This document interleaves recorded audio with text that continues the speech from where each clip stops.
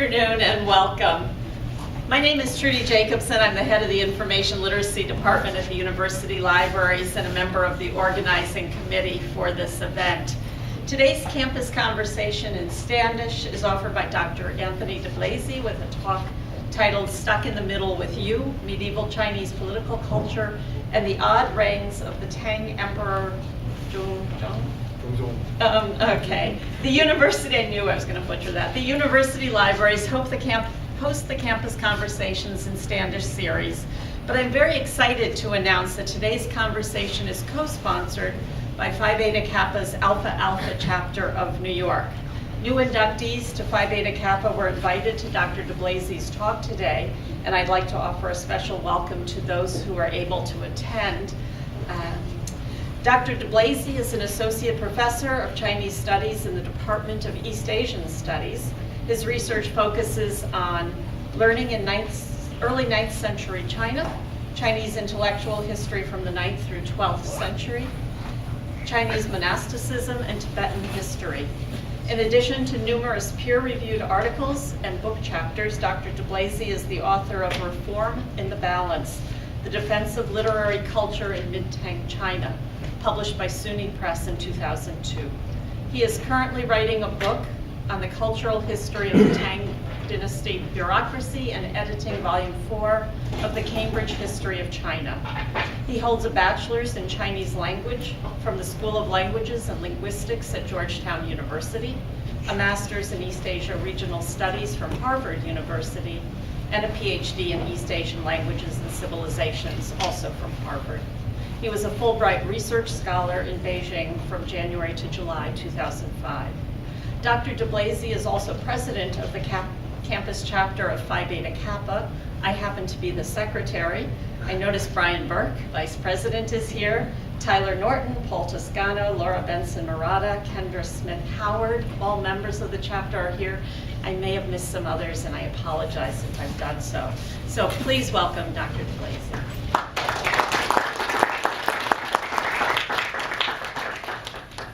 Hello all. That was a very deep dive into my CV. Thank you. I appreciate that.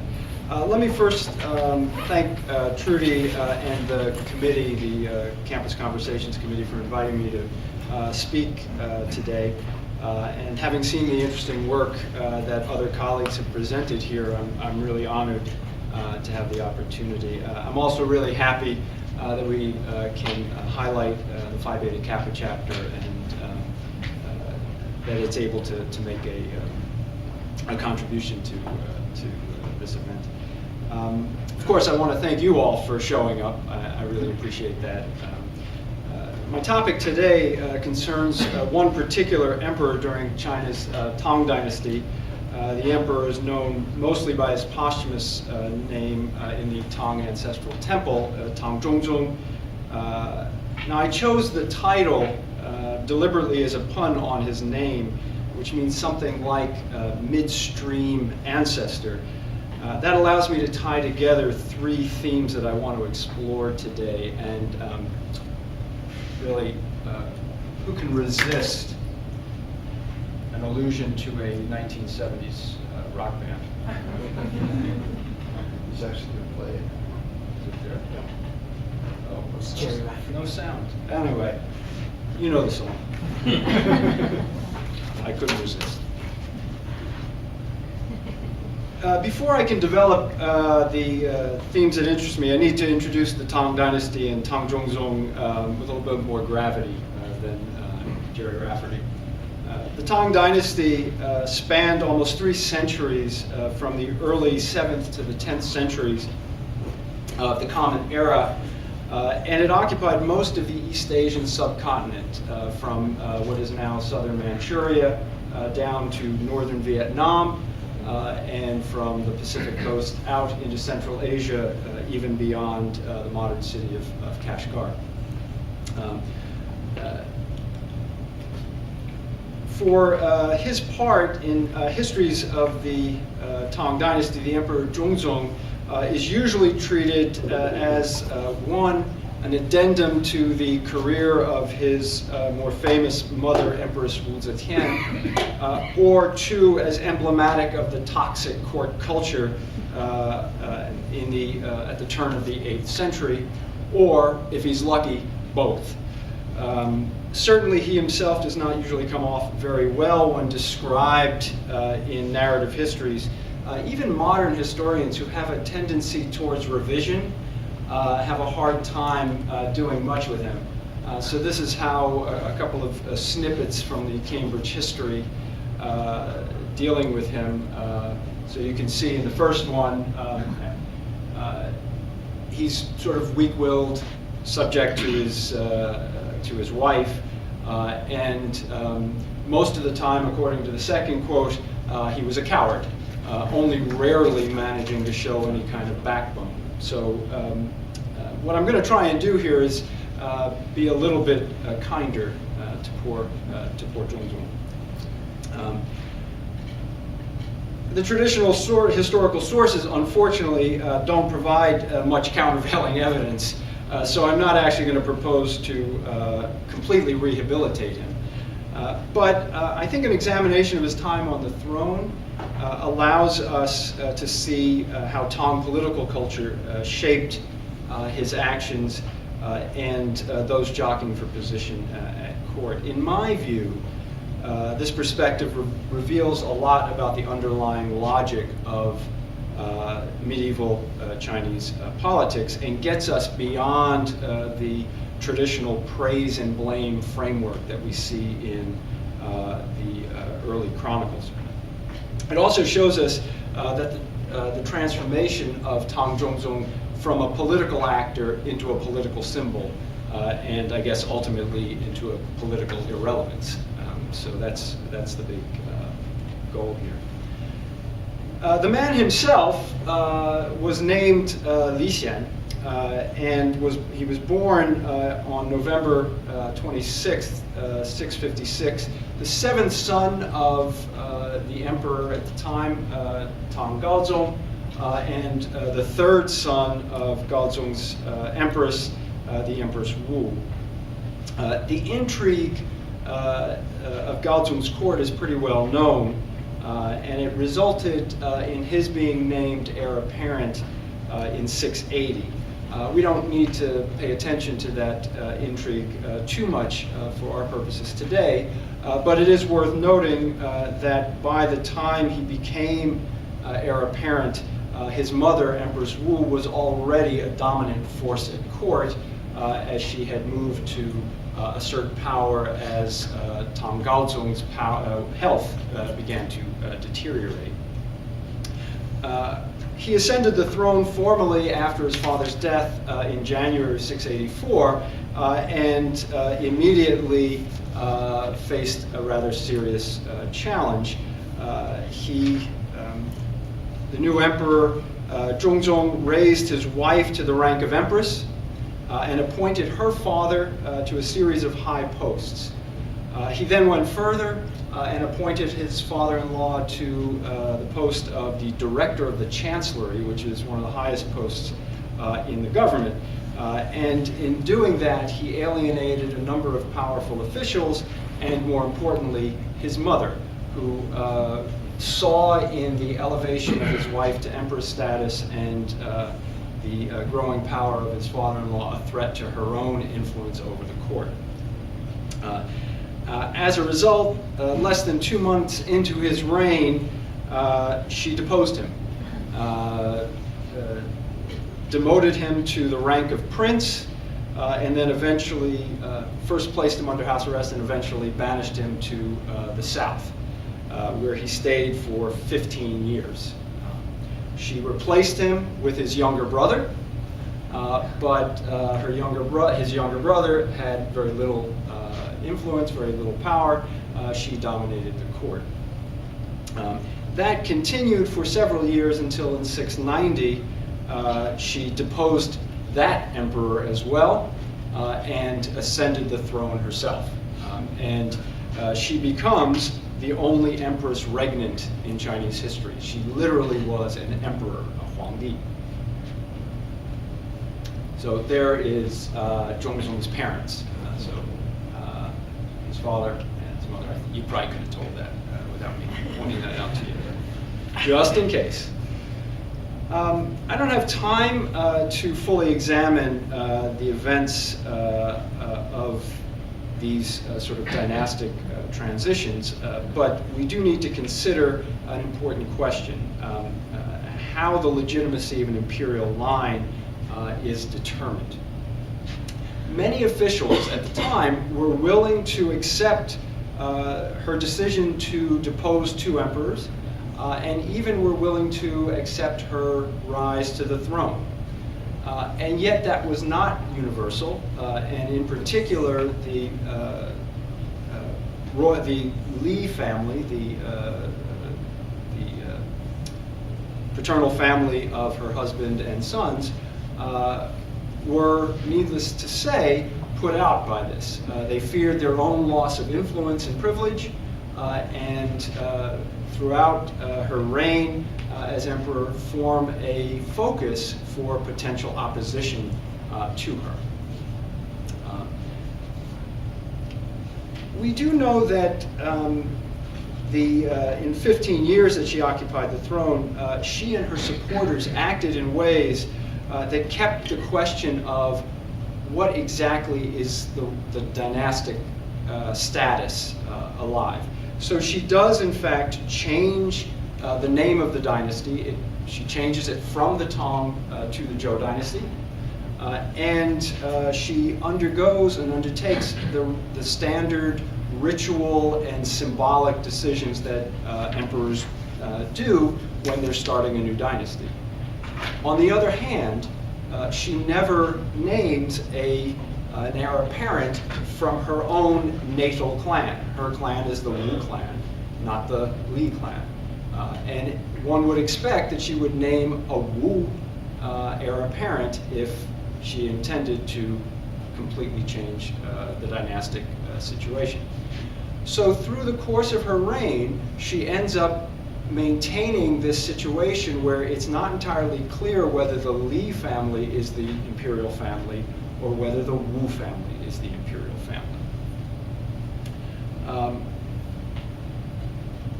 While the empress bolstered her control of the court, the sources do tell us that Zhongzong lived his life in exile in fear. Clearly, he recognized after 690 that as the elder of 2 deposed emperors, he represented a potential rallying point for opposition to the empress. Within a decade, however, that situation begins to change. And finally, after 15 years, Empress Wu recalls Zhongzong back to the capital and renames him heir apparent. And at that point, it becomes clear that the line is going to return to the Li family. Okay? Now, he had to wait another 7 years before he gets back on the throne, but he does, in fact, get on the throne. The story of how he returns to the throne is one of the most famous and most dramatically told in the Tang Chronicles. We know, according to the Chronicles, that in her final years, Empress Wu falls under the influence of 2 brothers who are universally described as unscrupulous, and the Chronicles imply had been her lovers. The court officials are ever more alienated, and as she becomes bedridden in her final illness, they decide to move. And a number of officials organize themselves, secure the support of parts of the Imperial Guard, and mount a palace coup. As they were on their way, the coup leaders stopped by to pick up Zhongzong, figuring that he would be an important part of to provide legitimacy. And the Chronicles tell us that he waffles for a bit. He doesn't quite want to commit. Eventually, they convince him that they are in fact acting on his behalf, and it would be really helpful if he showed up. And so he does, in fact, toss his hat in and goes along with them. They confront the Empress. She recognizes the inevitable and abdicates, and Zhongzong regains the throne.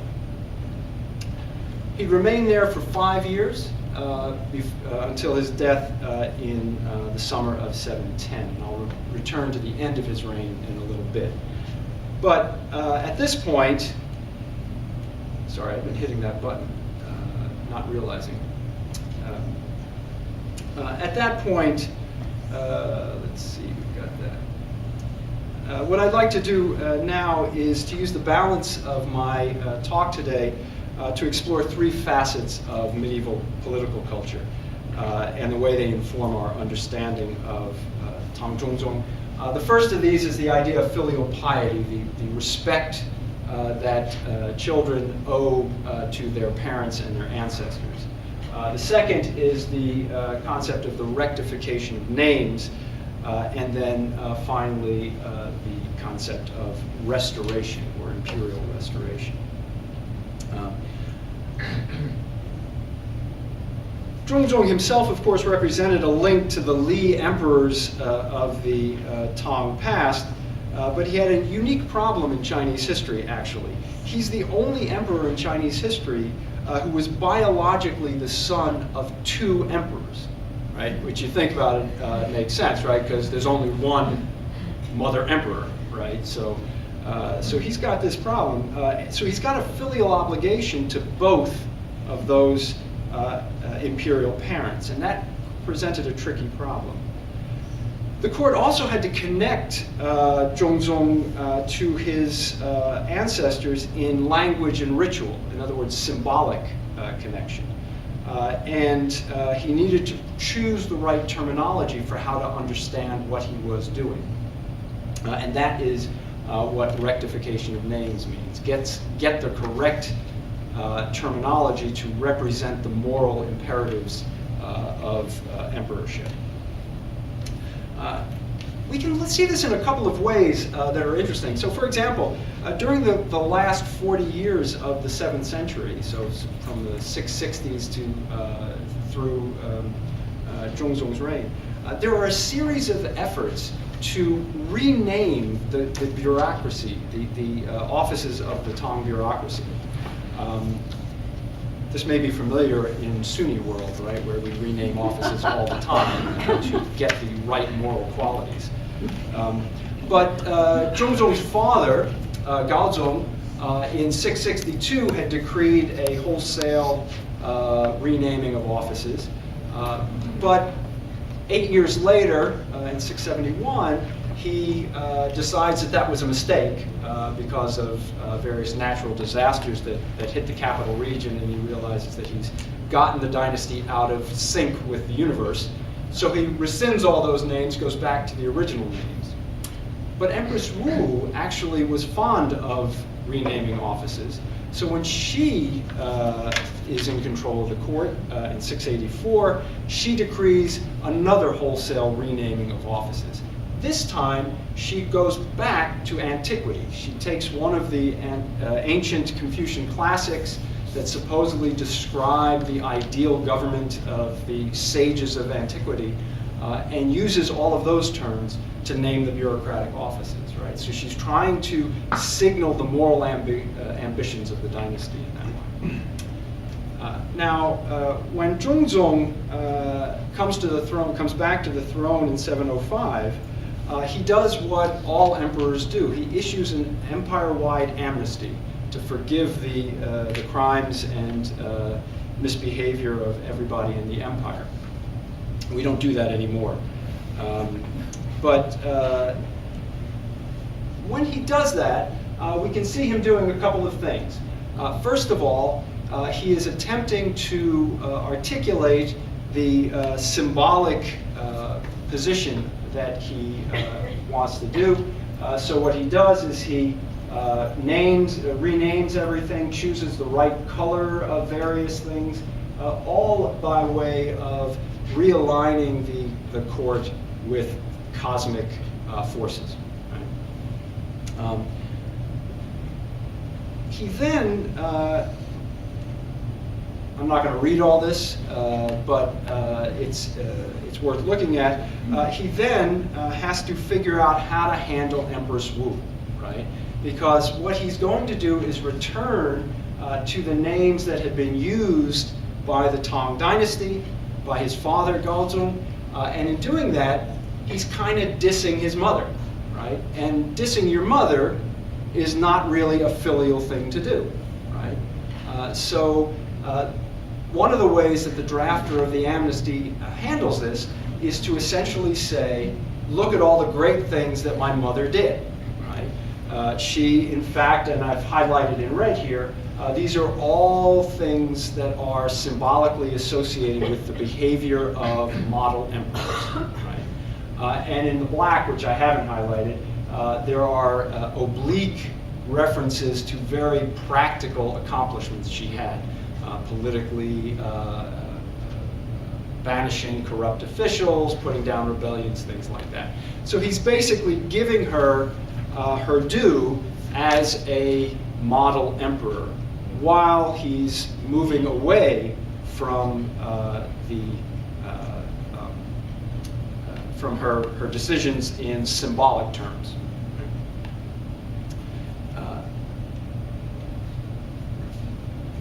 In a sense, he is the drafter of the amnesty is trying to reunite those two symbolic lines: his Li family line, represented by his father, and his maternal line, represented by the Empress Wu.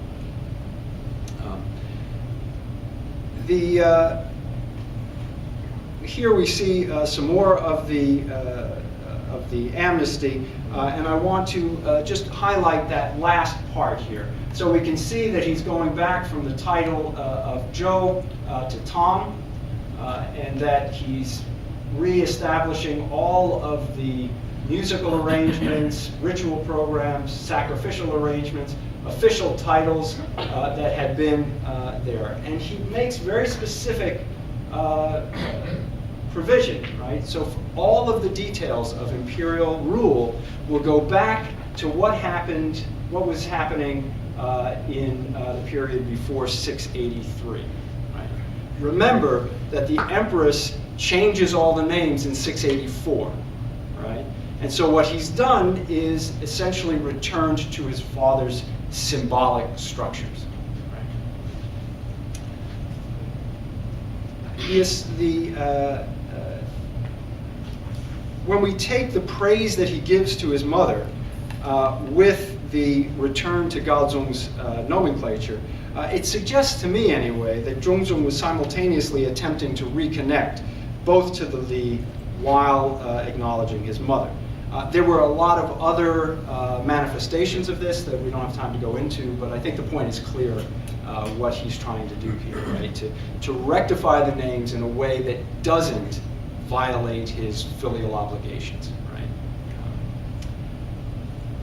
Now, so far I've been discussing these two aspects of medieval political culture. The powerful cross-currents created by the emperor's filial situation and the political application of the rectification of names.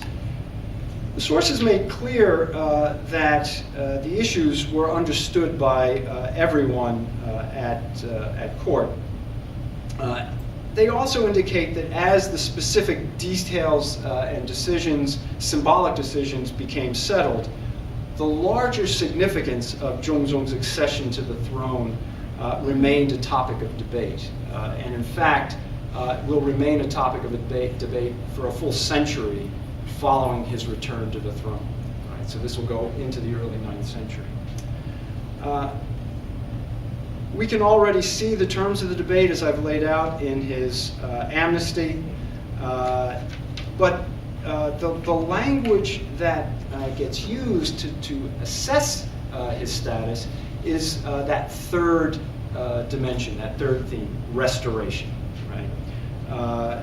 Because in the amnesty, he justified the return to the throne as being a personal charge from his mother.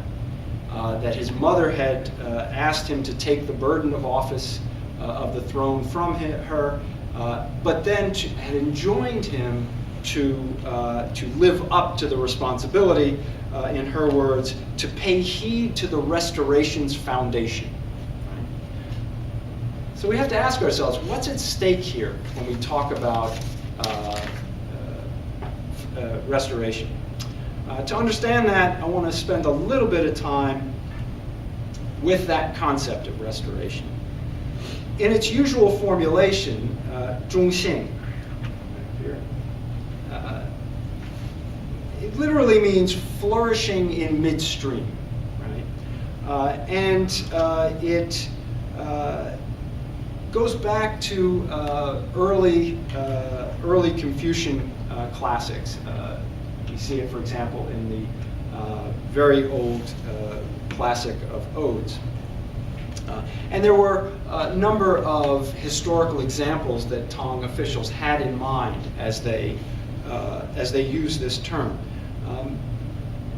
Restoration at its heart was about saving a dynasty, right? In other words, the dynasty had become imperiled, and an emperor emerges from within the dynasty and puts it back on track. Right? The rhetoric of restoration, therefore, could be a powerful sign of an emperor's achievement in living up to his imperial ancestors' example. But there's a risk here, right? And it goes back to filial piety again. Ascribing a restoration to an emperor certainly resonated with that emperor's ambition to equal his ancestors' great deeds. Indeed, when one was a succeeding emperor, one was always in the shadow of the dynastic founders, right? You just kind of keeping the seat warm if things are going well, right? So it's hard to kind of stand out. The way to stand out, however, is to fix a crisis, respond to a crisis.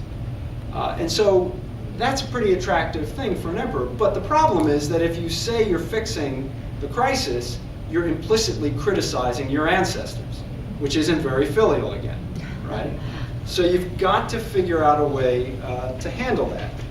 How do you reconcile the filial piety of the emperor and the loyalty that officials owe their emperors with the assertion of a need to restore the fallen fortunes of the dynasty? Tang emperors and officials handled that balance in a number of ways. They ritually protected the status of imperial ancestors.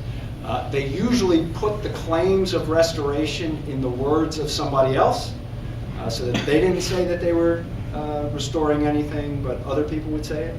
And they also tend to focus on the accomplishments of the emperor. Right? In fact, we can already see that in the amnesty. Right? The amnesty puts the idea of restoration in the words of the Empress Wu herself. Right? It's not that Zhongzong says he's restoring things, it's the Empress says you're restoring things. Right? In that way, restoration rhetoric could be used by officials to motivate imperial behavior, and it could also be used to render judgment on the succession of emperors in the past. Right? And in that sense, it becomes a way of defining the narrative arc of the dynastic history.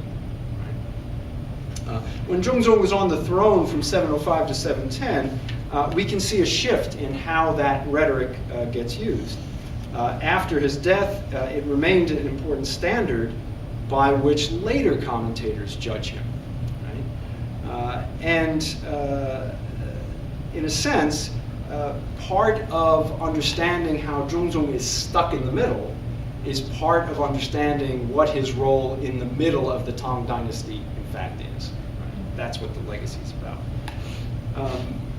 In various ways, court officials attempted to use the rhetoric to solidify the return of the imperial line to the throne. One useful example of this appears in a somewhat rambling proposal submitted to the throne in the 8th month of 705 by an otherwise obscure official, a guy by the name of Liu Yuantai. Basically, this was what we call in the field a memorial to the throne. There had been a series of severe, or on those occasions, very often emperors would call for criticism of his government, right? Of their government. In other words, clearly the cosmos is out of balance. What am I doing wrong? Discuss, basically, is what happens. And so you get a lot of these kind of memorials. Liu Yuantai submits one, and we can see here, right, that already he's worried about the status of Zhongzong's return to the throne, right? He wants to make sure that he pays attention to the omens that seem to be appearing, that he doesn't neglect the important dimensions of emperorship, because what's at stake is the very restoration that has just happened. Right? We can see that this is part of the ongoing debate of what to understand it.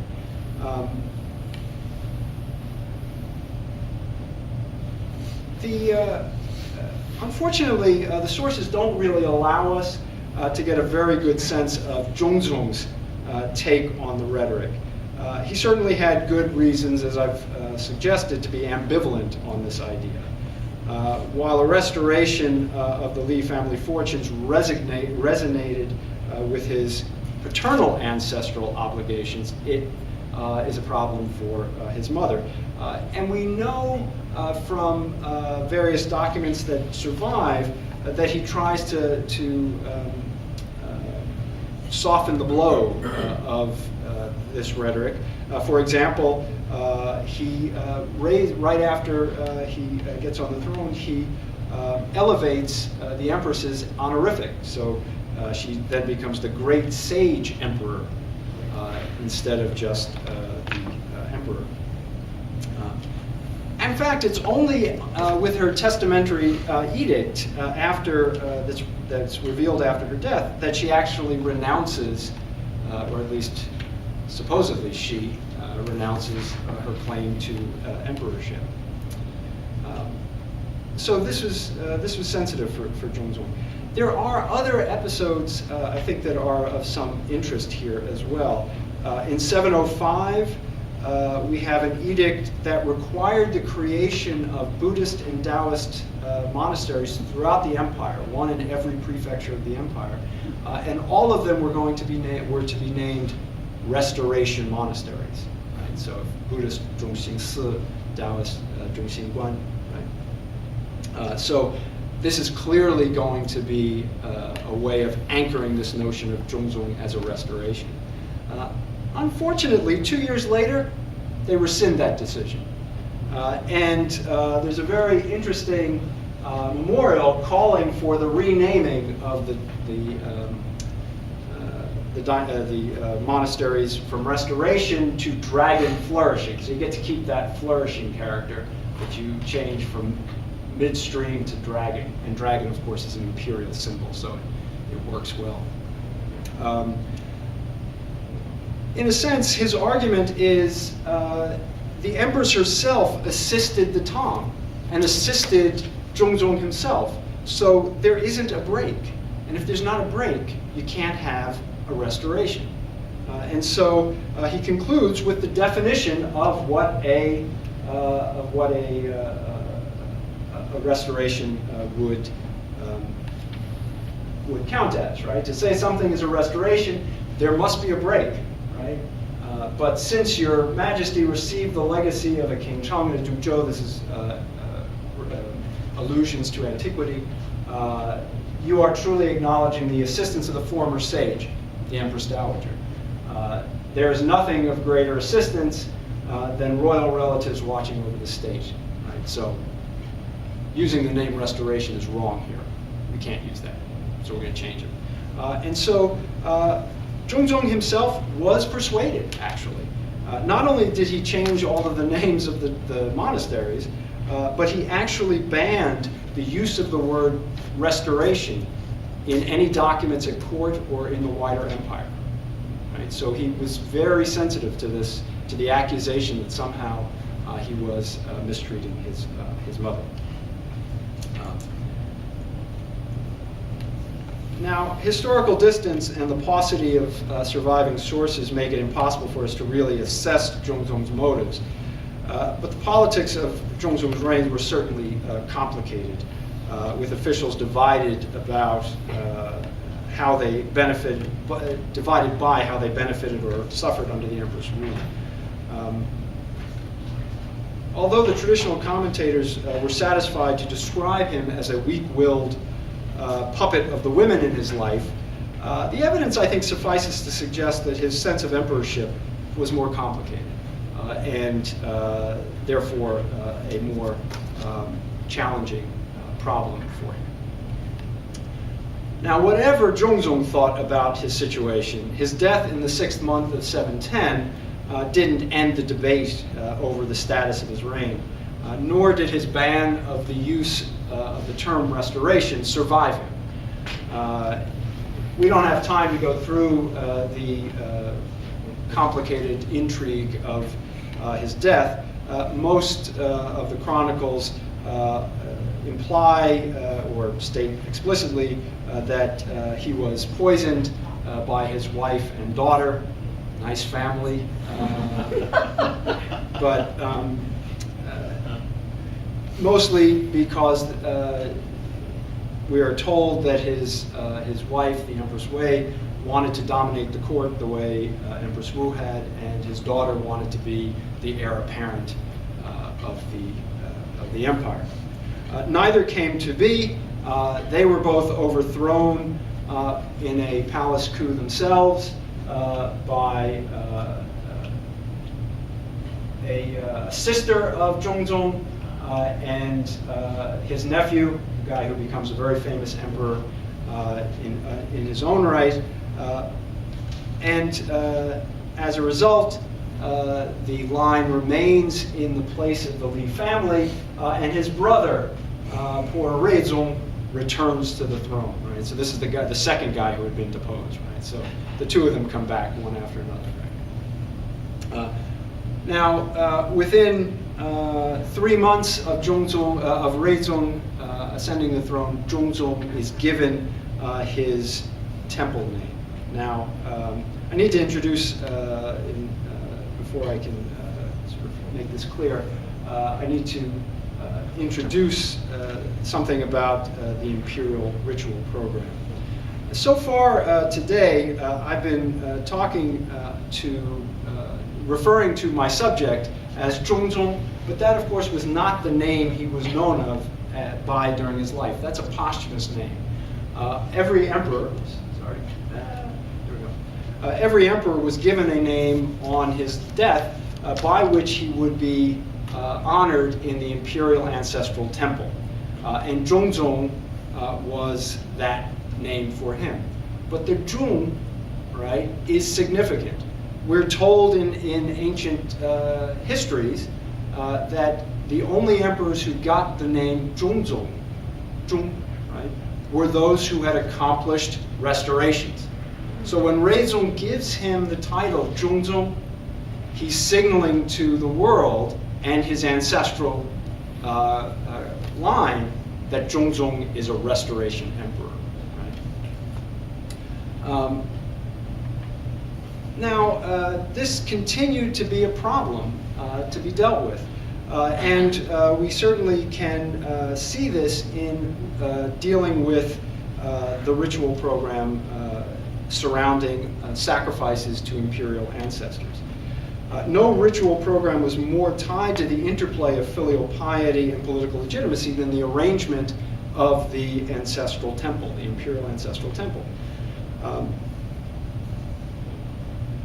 There's a lot of debate during the Tang about what the proper arrangement is, but the consensus was that there should be 7 imperial ancestors enshrined in the temple. 2 minutes and we're done? Well, time for questions. Oh, okay. Give me 3 minutes. There should be 7.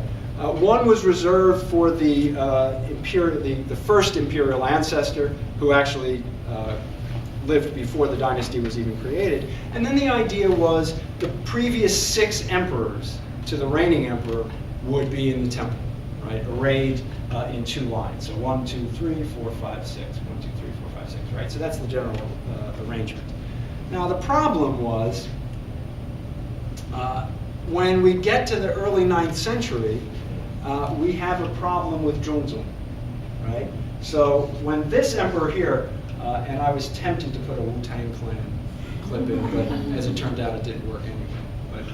But when we get to the early 9th century, this emperor takes the throne, and therefore his 6 immediate ancestors should be in the temple, right? 1, 2, 3, 4, 5, 6, Reizong. So when he comes to the throne, Zhongzong should be moved out, right? But dynastic precedent said that it was okay to keep an emperor who had special merit in the ancestral temple, right? And the result was a debate. Was Zhongzong worthy of staying there as a restoration emperor, right? And here's a rather long debate. Basically, they shunt the question over to a ritual expert, a guy by the name of Jiang Yi, who basically renders an opinion on whether he should. And it's a bit harsh, as you can see. I won't read the whole thing. It's a bit harsh in its assessment. But again, it hinges on a definition, and it basically concludes that Zhongzong doesn't merit consideration as a restoration emperor. Right? And from that point on, he's no longer considered a restoration emperor. By that point, and by the time we get to the middle of the 9th century, there are other emperors after Zhongzong who have a better claim on the idea of restoration. And so he gets written out of the restoration debate. So let me just conclude. Right. I'm going to return to my phrase, stuck in the middle, and I think it's clear that I'm not making a case for Zhongzong as a great or decisive emperor. I think that's pretty obvious. But the sources do allow for some revision. And I think that when we look at his reign through the prism of medieval political culture, we can perhaps look more sympathetically on his complex situation. And we can see that he was stuck in the middle in 3 distinct ways. First, and most immediately, he was stuck between 2 vectors of filial obligation. His succession in 705 left the court with the problem of how to justify his place between his father and his mother. Second, he was stuck in the middle of a historiographical debate. His reign was a data point in the continuing effort of later emperors and court officials to craft an understanding of the historical arc of the Tang dynasty. The rhetoric of restoration was a powerful psychological force that sustained optimism for the Tang project in a high-pressure world. Until better candidates came along, Tang Zhongzong served that necessary narrative purpose. But finally, once his historiographical importance waned, he became chronologically stuck in the middle between the glories of the Tang founders and the restorations of the early 9th century. A reduced transition figure and an archetype of a weak-willed emperor. I'll end there. Thank you all for listening. I know I went a little over. Sorry. If you have questions or comments, I'd love to hear them. Yeah? Thank you very much. I was curious what you thought about the possibility of the mere transition thing being a way to wipe out Empress Wu's story there. Yeah, that's a great question. So I didn't have time to sort of mention it. Empress Wu herself is problematic, right? So as time goes on, how to deal with her becomes more and more nuanced. So eventually, the decision, initially when Zhongzong retakes the throne, she's included in the ancestral temple. And then the decision is made in the the middle of the 8th century, I think it's middle or late 8th century, the decision is made to move her out, that only Li family emperors will be in the ancestral temple. And at that point, she's kind of shunted aside. Having said that, the historical chronicles they kind of go back and forth. They're not particularly kind to her in terms of, she's an aberration at best, right? But they are also, they recognize that she's in power as an emperor for 15 years. And so they got to deal with her. So she's given, for example, basic annals. This is the sort of section of official dynastic histories that are dedicated to emperors. So she's given one of those. If you look at the most important of the chronicle histories, that's written in the 11th century, long after the Tang dynasty has ended, one of the sort of organizing principles is important emperors during the dynasty. She gets mentioned as an emperor, right? So the chronicles recognize her positional status, even while increasingly challenging her moral status. So I think that happens. Does that answer the question? Yeah.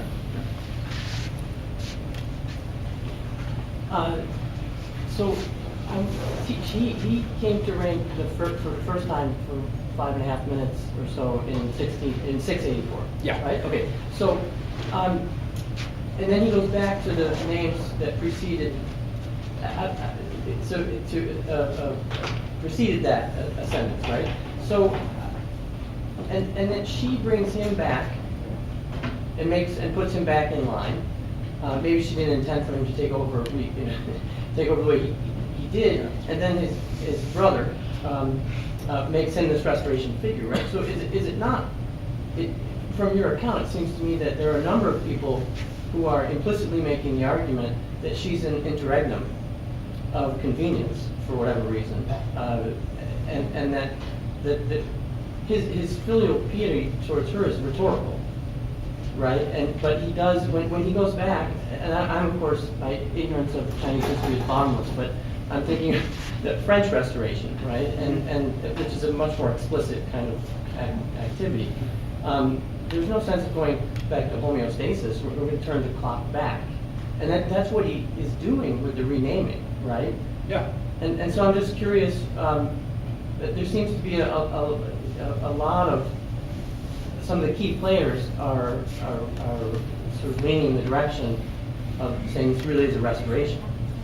And then, is that a correct reading of the account that you? Yeah, I think that's right. I'm tempted to say they're trying to make the Tang great again, right? By going back in time.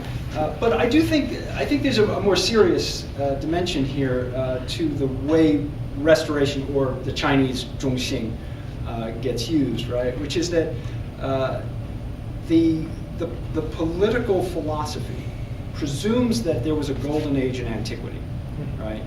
And in a sense, our chore is to get back to what they were doing. It's a vision of a moral order in which emperors provided moral examples to the empire, and people responded to that, and so they created this harmonious vision, right? So there is always this notion of we're kind of slipping from the heights of the sages of antiquity. And I think that in that context, if that's your mode, it's hard to sort of square why officials think, why they don't just give up. You know, it's like, we're never, it's been 3,000 years. We're not getting back there, so let's give it, let's be done with it, right? And I think restoration helps with this notion of we can get back. We know what an ideal world looks like. We need to get back, and we need to do it symbolically. We need to sort of get the right language. We've got to get the right behaviors, language, etc. Right? And so I think restoration helps with that optimism. That's why I sort of said it can be a vehicle for optimism in the official class. Thank you. Thanks very much. I also love the title because I'm sometimes midday. It's kind of stuck in the so I was thinking the midday. My question is a very ignorant question. When you say that in 684 the Empress Wu goes back to the classics, how well the classics? What are classics during that time? Oh, that's great. Philosophical or Yeah, so there's a collection of texts. They're almost scriptural. I mean, Okay. we tend not to use the word scripture, but they're almost scriptural. And they're associated with Confucius and the school of philosophy that comes out of his sort of philosophy. And there are, by this point, there are 7 of them that are fully canonical. By the end of the dynasty, there'll be 9 that are fully canonical. And she's going back to one of those, which is called the Rites of Zhou. Zhou is the name of a dynasty in antiquity, the sort of ideal dynasty we were just talking about. And that classic, which modern scholars sort of don't take seriously as a reflection of the Zhou dynasty, but in the Tang they believe that was a blueprint for how the Zhou dynasty of antiquity was organized. And so what she does, what her advisors help her do, is to take those terminology and map it onto the Tang bureaucracy. And they do make some substantive changes as well. So those are the classics that I'm talking about. It's not, I don't have it in mind, sort of Song of Roland and that kind of stuff. It's more scriptural than that. Touchstone. I think time maybe for one more question, and then perhaps Professor DeBlasi be willing to stay and answer others. Tim? Tony, I had a question about Zhongzong's moves upon first ascending the throne for those 5.5 or 6 minutes in 684.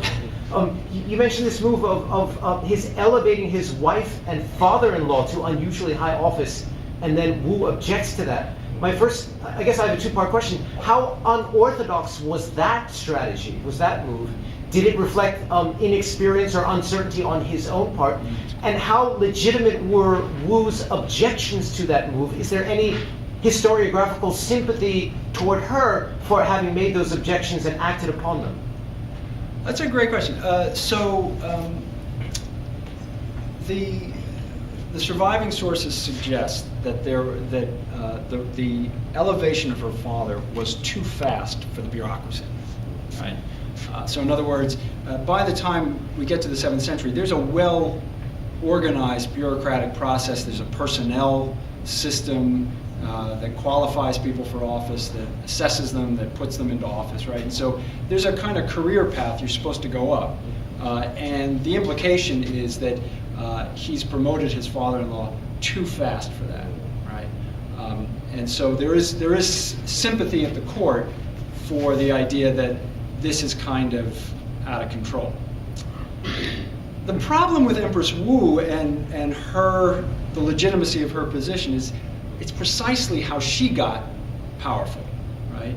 Her power and her ability to dominate the court and to eventually become emperor depended on the fact that she married an emperor. In fact, the chronicles, her own history is a little more controversial. She had been the concubine of one emperor and then retired to a nunnery when he died, and then his son catches sight of her and brings her back. So there's a little bit of an incest kind of feel to it. So she's not exactly the best person for commenting on whether imperial women should have powerful roles at court. But it's clear that he's following an old tradition of the woman you're in love with should be elevated to your status. The real problem is that he seems to have over-promoted his father-in-law. And the idea of a reigning empress, an empress consort, with a powerful father-in-law who's unqualified, that seems to have crossed the line. And so the empress can mobilize court opinion to support her in that effort. Does that make sense? Yeah, that's all great. If there were a fire-breathing dragon, you would have the miniseries. Yeah. Wasn't so great for Zhongzong, actually. Anyway, I mean, I'm perfectly happy to hang around and answer any other questions. Thank you, Tang. Thank you very much.